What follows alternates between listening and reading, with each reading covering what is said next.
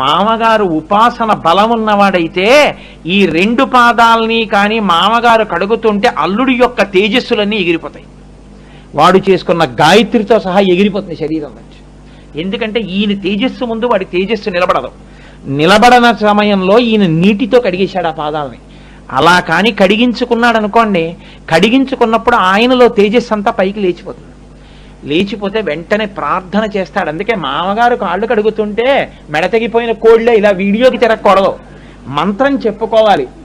My మయీం my మహీం మయో మహామయీం అంటూ నాకు తేజస్సు వీర్యము ఇంద్రియముల యొక్క శక్తి నిలబడుగాక.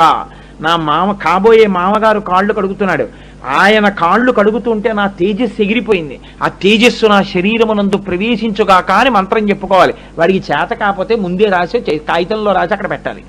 పెట్టి ఉరే నేను మీ మామగారు కాళ్ళు కడుగుతారు